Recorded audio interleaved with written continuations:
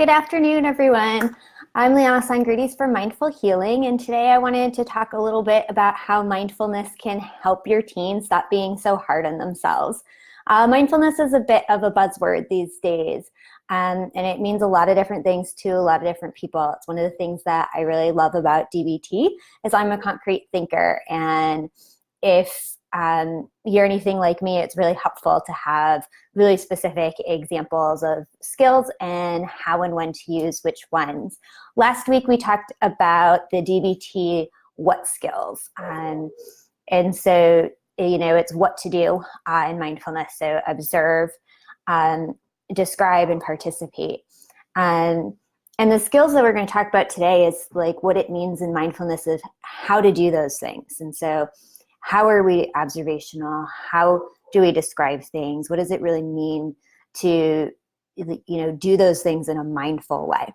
And how does that help us with learning how to not be so hard on ourselves and how to let go of high standards like perfectionism?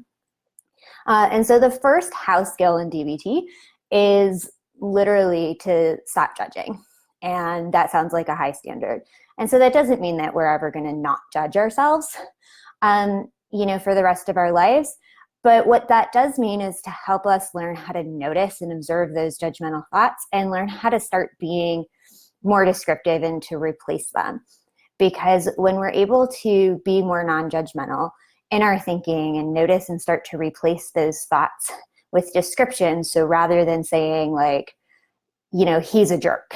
And if we notice that we say that, we can stop and pause and say, instead, he walked away from me when I was talking. It helps us to have more control over our emotions, or rather than saying, I'm a failure, to say, I got a 74% on a test and I wanted to get a higher grade. And it helps us to not associate who we are with our grade on our test. And it helps us to put a distance in that emotion. And so it's the how skill of how do I practice, being more descriptive? How do I practice being less judgmental on myself? The next skill is to learn to stay focused.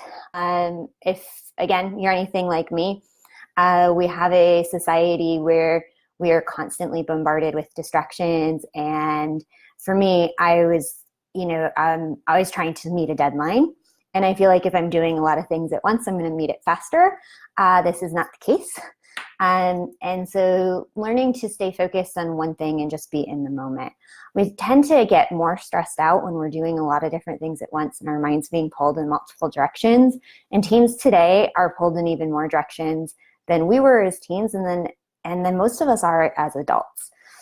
And so helping our teens to learn to just stay focused and organize their schedules and do one thing at a time really helps them to reduce their stress and have more control over where their thoughts are going, their emotions, and how hard they are on themselves. And that third skill is going to be being effective, like doing what works, acting skillfully. And this skill is really helpful in being able to respond to the situation. And what works is the situation as it is, not as we want it to be. And that can be the tricky part. Often, we're trying to respond to situations in terms of what it should be or what's fair. And we can get really stuck there. And so being able to pause and describe the situation, use some of those what skills, and ask ourselves, what would be effective here for the goal and the outcome as the situation is, and letting go of those labels of fair, unfair, good or bad, and focusing on the most effective outcome. And these are practice skills.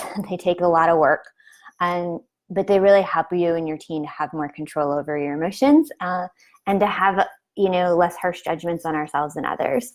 So if you have any questions about the how skills or what skills in DBT, I'd be happy to talk with you further. I'll put my contact information in the comments below.